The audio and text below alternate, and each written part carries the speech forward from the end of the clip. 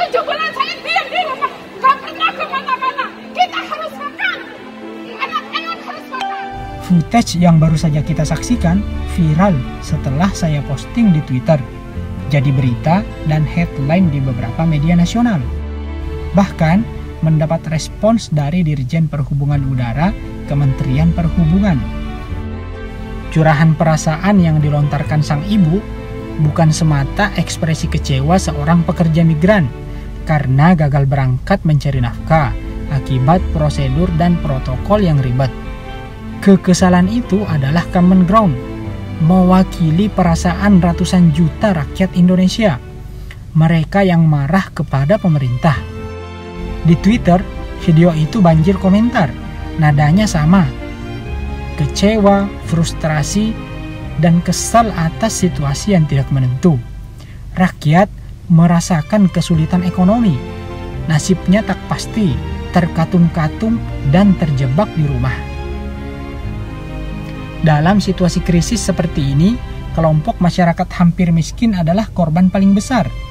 Luput dari perhatian, mereka tidak masuk radar dan data pemerintah untuk diselamatkan, karena dianggap tidak cukup miskin menerima bansos.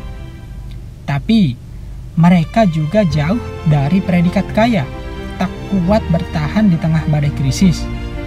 Mereka masyarakat yang sangat dekat dari jurang kemiskinan.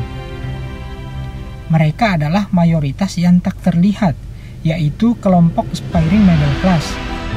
Menurut data Bank Dunia, per Januari tahun 2020, jumlahnya mencapai 115 juta penduduk. Nasib ratusan juta rakyat tersebut mulai terkuak. Laporan yang dipublikasikan Bank Dunia awal Oktober menyebut, saat ini sepertiga orang Indonesia makan lebih sedikit.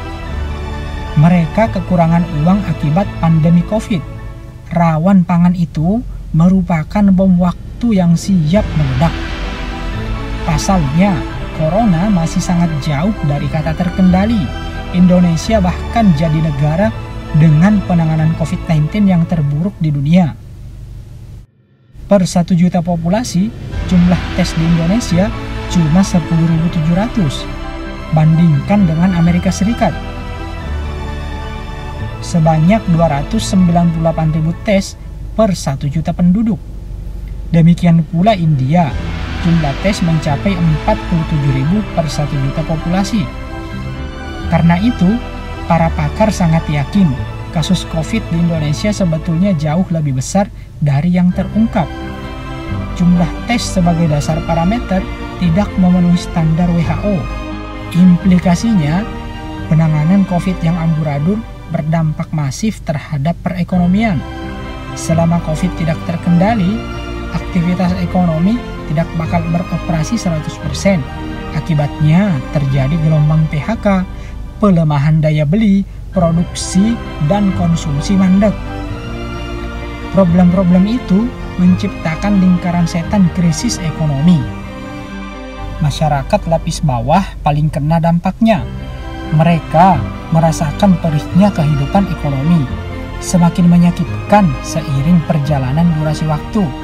Seperti temuan Bank Dunia, saat ini ratusan juta penduduk makan lebih sedikit akibat krisis. 1 atau 2 bulan ke depan, rawan pangan tersebut bisa menjelma jadi petaka kelaparan massal yang mengerikan.